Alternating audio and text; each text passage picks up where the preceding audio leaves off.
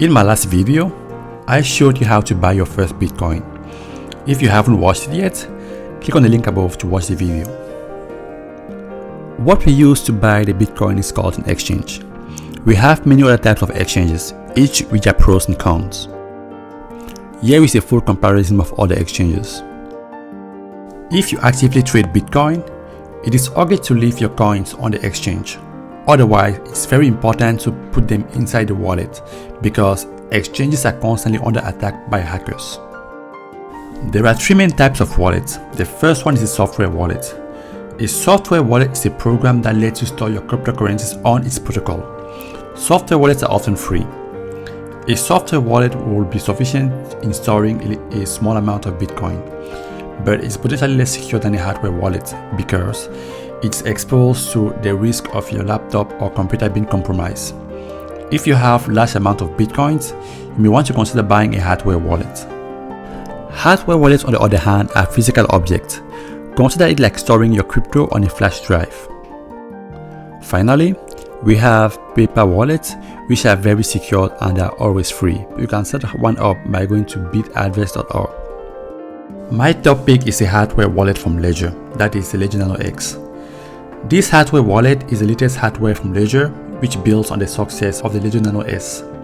It is Bluetooth enabled, so you can use it on the go. It has a bigger and better screen, and you can simultaneously manage up to 100 cryptocurrencies on the wallet. Before using your hardware wallet, there are 3 steps you must follow. The first one is to create your PIN.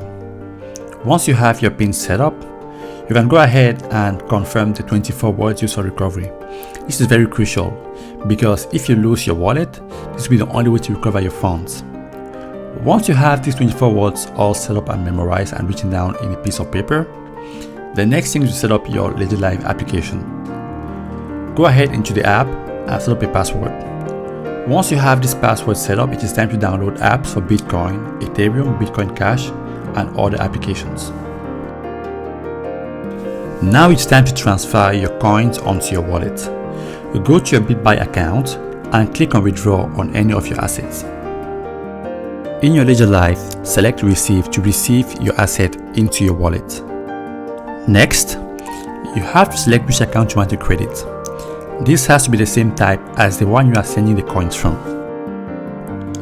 Copy your wallet address and verify that it is correct on your device.